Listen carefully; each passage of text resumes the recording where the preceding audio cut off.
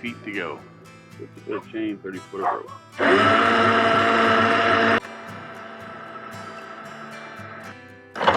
Nice when you anchor in like 55, 60 foot of water, 50 foot of chain. When you see the chain, you know you're off the bottom.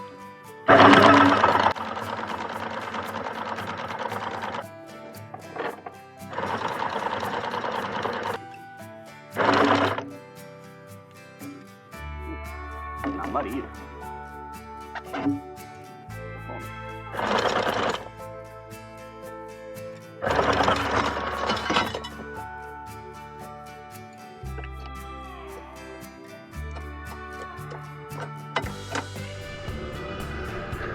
See, this says I'm covered in mosquitoes. Look like that? They're really bad right here.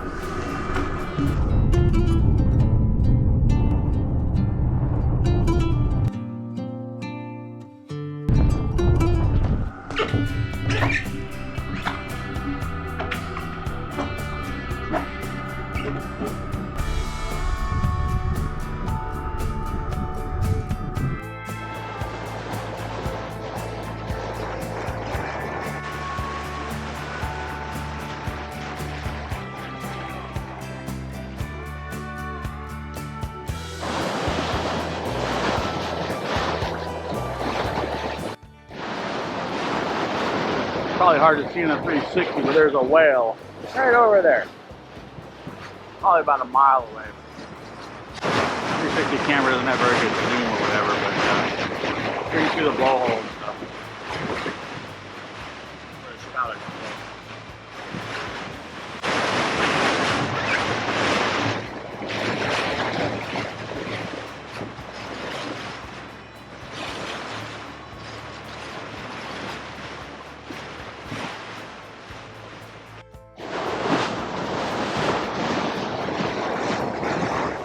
So you go up around there, hang a left, you go down Frederick Sound. You go up and hang a right, you go out to open ocean, or out towards Sitka, and then down around the open ocean.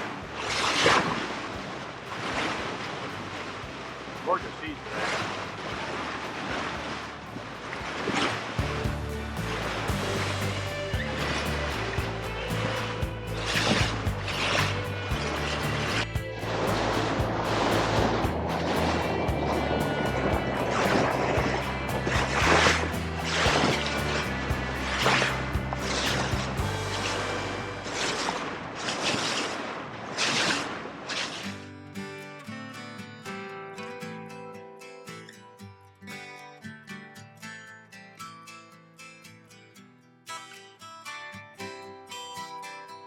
It's almost 9 o'clock in the morning.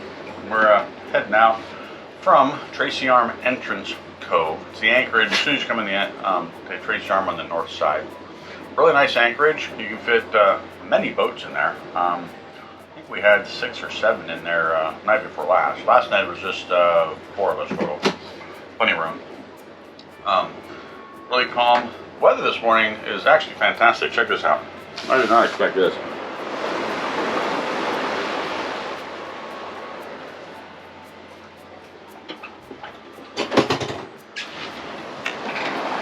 That back up over there is Tracy Arm. You still see the glaciers. There's some icebergs and stuff actually floating out there. And that right over there is Endicott Arm. It goes up into Ford's Terror. I would have loved to have done Ford's Terror, and I absolutely would have done Ford's Terror this time, but the timing didn't work out because you can only go through Ford's Terror at slack high tide. And for me, on the window of time that we're here, that would have been 5 a.m. or 6 p.m. are my 2 choices to get in. You can't go in at any other time other than slack high tide. Neither one was ideal. So we'll save Endicott Arm and Ford's Terror for our next trip up here. Meanwhile, I have to slow boat because in order to get down here, fuel conservation is the utmost. So we slow boated from Juneau down to here. It's about 60 miles, a little less. Getting a little over 2 miles per gallon.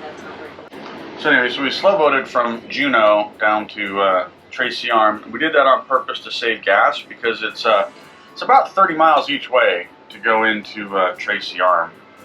So, and there's no fuel docks. I mean, it's Juneau and Petersburg, and that's about 100 miles apart, and there's no fuel dock in between. So, to conserve gas, we slow boated from Juneau to Tracy Arm, and then slow boated all the way up to Sawyer Glacier and back. By slow boating, I mean doing 9 miles an hour at 2.5 to 3 gallons per hour. Comes out to between 2 and 3 miles per gallon, depending on what the wind and the current's doing. Today, it's nice, calm, and flat as we're leaving. Right here, as you can see. And we're going to get to go with the tide today, which almost never happens. I'm almost always going into the tide. But today, we're going to be riding the outgoing tide going down. And when we get close to Petersburg, we should be riding the incoming tide as we head up into Petersburg. So, hoping for some really good fuel efficiency today. Right now, I'm really liking that. Right there, 3.8 miles per gallon. I got 90 gallons of gas left. I got 77 nautical miles to go. This is as fast as we're gonna move today. And I gotta get across the bar, which looks a little bit rough right there. That's the entrance to Tracy Arm.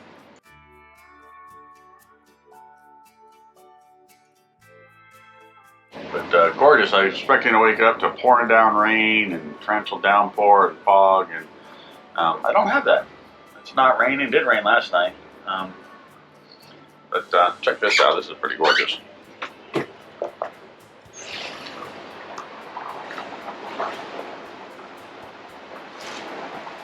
Alright, time to get some coffee and finish my breakfast. Lemon drop to channel surfing.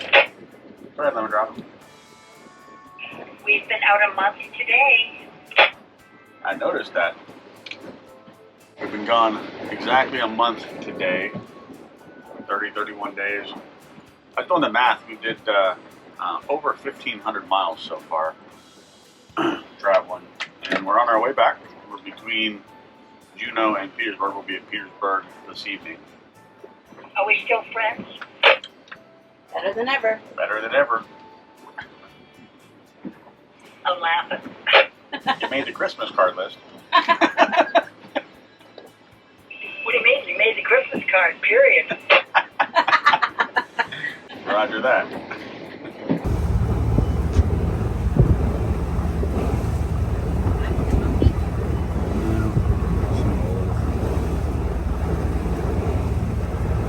So how do I pick weather? How do I pay attention to weather, right? So He flips a coin. It's a crapshoot. yeah, don't always get it right, but you do your best. I use Windy a lot, the Windy app, kind of like predict wind. What I look for is the area that I'm going to travel, and I look in the morning and I look in the afternoon, 2 times a day. I want the wind to be under 10 knots for the time that I'm traveling, and I want the gusts. You look at the wind, then you look at the gusts, and I want the gusts to be under 15. I'll go as high as like 17, 18, 19 gusts, but I'm pushing my luck at that. So really, gusts I want to be under 15, and I want the wind speed to be under 10, both morning and afternoon for where I'm going to travel. And then I will use Windy and I look at the wave height to see what it predicts, right? And 0 is a good number, right? 1 means it's going to be choppy. You know, they also give you this period in seconds and stuff as well. For the small stuff, that's not as important necessarily. But and then I also look at the tide, which way it's going. Am I going to be going with the tide or against the tide? And is the wind going with or against the tide? That's really important as well. So I flip around, I look at all that, and that'll give me an idea of what the sea state's going to be. That's why in a lot of our videos you guys see flat seas quite often. Johnstone Strait was the exception to the rule, and I did a bunch of research on Johnstone, trying to figure out what I did wrong on Johnstone, how I misjudged that.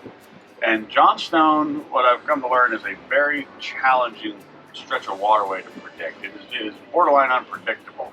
It's very deep. It's upwards of, I think it's like upwards of 1,400 foot deep in some places. It's 500 or 600 in most.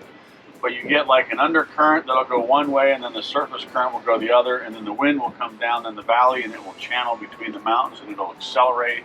And that's what we got hit with that 26 knot headwind. And we were actually going with we were going against the current into a 26 knot headwind. And that current was going the same direction the wind was going, but it was just too much wind. You know, like I said, once you get over 20 knots of wind, it's game over. You're gonna be in the bad seas. So that's generally what I do. I usually don't pay attention to sunshine or rain or any of that kind of stuff. Up here in Alaska, I pull a weather report off of InReach about every other day. That tells me is what's the probability of rain, what's the probability of sunshine, temperature, which has been nice to have information. But as far as traveling, all I really care about is the sea state, right? The other thing I did too on the boat was from the channel surfing, cruise ship kind of hail you. Channel surfing. Queen Elizabeth, 16. Queen Elizabeth channel surfing here. Switch to channel 1-2. What's your channel 1-2? Queen Elizabeth channel surfing here. Yeah, Queen Elizabeth. Catch you loud and clear. Are you guys going to maintain that course and speed? Roger that. Okay, heading over to Fort Astley. Yeah, because we're going to start our turn in a little while to, we're going to Endicott. So if you maintain that, we'll pass under your stern. That's our intention. Thank you. All right, thanks for the comeback. You guys have a good one. Queen Elizabeth, 1630. Has to be him. Is it him over there? No, he's in here. He's turning in and I'm crossing right over. Oh. What? No, he's not. It's that guy right there. Oh, okay. He's all the way in the back. So it doesn't even look like he would even turn. Now he's going to turn and cut in here. Right. So back to the weather. to that. So InReach weathers turn out to be pretty useful. Like I said, just for sunshine, rain, temperature kind of forecast. I never look more than 3 days in advance for weather, ever. Weather's not predictable, in my opinion, past 3 days out. The other thing I did for the boat, too, is I bought a barometer for the boat. That's actually been really useful, knowing what the pressure is for where I'm at and whether... Secure day, cruise ship Queen Elizabeth, the inbound Endicott Arm bar. 30 minutes, 16:13 for traffic, Queen Elizabeth. So at the barometer, it tells me what the pressure is, and anything above 29.8 is considered good pressure. When it starts falling below that, it's you got a low pressure coming in, which is going to bring bad weather with it, which is more like hunker down. So, and the barometer is with you all the time. It doesn't matter about cell service and all that, because obviously if I need to use windy, I need to have some form of internet connectivity. So on the boat, I've got a 5G internet router that I use, and that works a lot of places where I'm at. I actually have had really good cell service up here. I mean, it's spotty. There's a lot of places I lose it. But there's a lot of places I get it that my cell phone doesn't have it. And then outside of that, when I'm at anchor, I'll pull up Starlink and throw that up the night before or the morning of and get a good weather forecast that way. Starlink has worked everywhere that I've been up here. It's been fantastic. So the other thing is at AIS, you hear on the radio, AIS, I would say is mandatory. You can do Southeast Alaska. Don't do this without AIS in your boat. I mean, could you? Sure, right? I mean, we used to Right, we used to navigate ships and stuff without charts, right? You think about that, right? Sure, you can do it, but get AIS. There's all this commercial traffic. The vast majority of all the boats that I run into up here have AIS. It makes it so much easier to talk and communicate. Well, it with each makes other. it easier for the ships to hail you. Look what the Queen Charlotte just did. Yeah, and that way they can call you by name, kind of stuff. It's you can also see the direction the boat's going. You can see the speed that they're going. I look at see the size of the boat, right? So I see a boat off in the distance, and I'm like, well, that's a really big ship. And then I look and say, oh, he's doing 20 knots, so I can expect a really big wake coming off of that boat. You know, up in Glacier Bay, you know, and even up in Tracy Arm, you see boats doing 7, 8 knots, and all of a sudden they're doing 1 knot or 2 knots. Oh, they stop to see something, right? So, you know, it gives you clues as to what you should go after for the scenery and that kind of stuff. Maybe see whales. So it's just been a really useful tool to have AIS on the boat.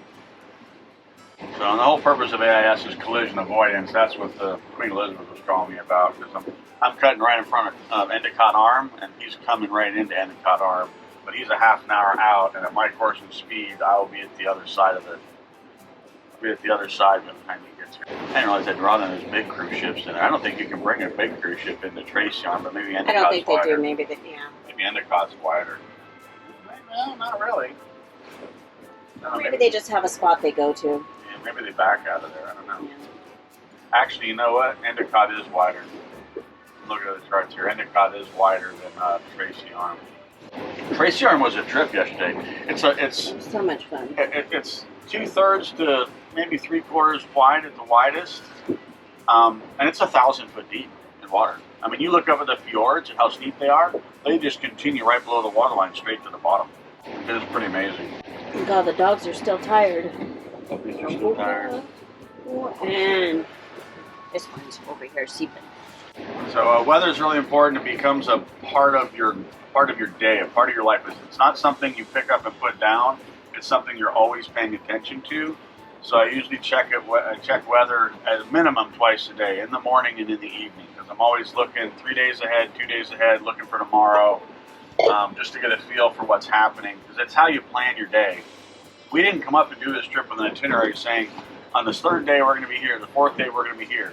We came up with an itinerary that said we want to go to this stop, to this stop, to this stop, and we left the days off of the itinerary, right? Because the weather is going to dictate when you go. And we also wanted to be able to jump around so we could change based on the weather and say, oh, this is a good time to go here, and make a change to the itinerary with the places we wanted to visit. Now, we made a race to get up to Glacier Bay because you got to get a permit to get into Glacier Bay. And once that's done, there's no rush. So now we're just motoring our way back home. So we've got. We still got Sitka. We still got Sitka. Not headed home yet. Not headed home yet. Sitka's an excursion. So when I get to Petersburg, we'll be at Petersburg for 3 days. So today's Sunday. So on Tuesday, I'll start looking at Petersburg, what the weather is like to get to Sitka. I need two good days to get to Sitka. It's a long way. It's 175 miles. So I'm going to have to slow boat most of it to make it out, because there's three marinas that are kind of on the way to Sitka that you can get gas at. There's Cape, there's Angoon, and is it Terror Springs? Tennessee Springs. And none of them are good for fuel. I mean, Angoon, the fuel dock, you can't get to it. It's the dock is to be condemned. It's like half underwater, something I was told. Tennessee Springs is only open on certain days of the week, and you can't get to the fuel dock at low tide. I want to say it's like a 4 or 6 foot tide you have to have your bank or something like that's what I was told. And Cake has fuel, but you got to bring it down in 5 or 10 gallon jerry cans on a hand cart all the way down from the city back to the dock. So none of them are really good options. So the best option is just to slow boat and conserve gas. Like I said, when I do, 6-7 knots, I get 2.5 miles per gallon. That more than doubles our range on the boat. It just takes a lot longer to get anywhere.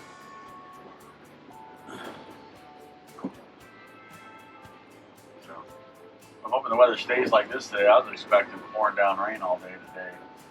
InReach called for 100% or some 90% chance of rain, which might as well be 100%.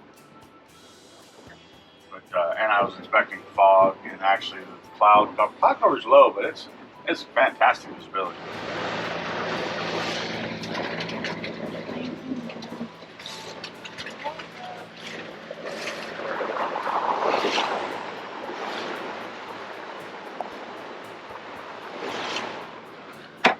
That's a lot of water out there. But you know what time it is? No. It's lunchtime. What's for lunch? Wherever I can find you. Well, that sounds delicious. Not sharing with you, new guy.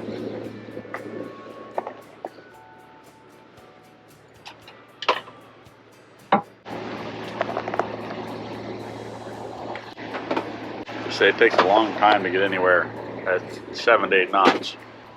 Yeah. But 2 miles per gallon gets you to places that you couldn't get to otherwise with a 150 gallon gas tank.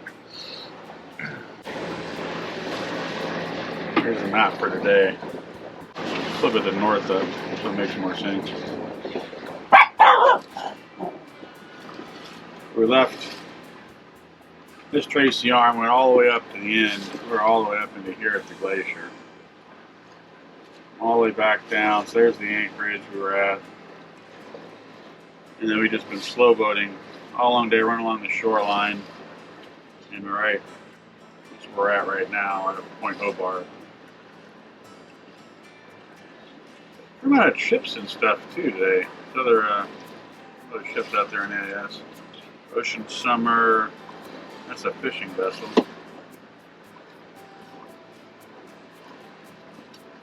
And here's a guy right in here anchored, Woodward's Legacy. We're pretty sure we saw him yesterday up at 64 meter by 12 meters, so a little bit bigger of a ship. Pretty sure we saw him yesterday up at Tracy Arm. Like a small cruise ship. There. And lunch is served. So we're going to cruise down here, cut through the islands, just kind of stay close to land, then across channel. I'm doing something interesting today. So the right now we're cruising on the ebb tide, so the water should be flowing out. All right, and that's why it's flat, because actually slack tide's at 12:30, which is right now. And it'll stay slack for probably another hour, and by then I'm hoping we'll be down around here, because I got to cut across the channel, and then the tide's going to flood and come back in, and with any luck I'll get to ride the incoming tide all the way into Petersburg. So that's what our plan is for today. Other than that, just lunchtime. Chef over there making lunch.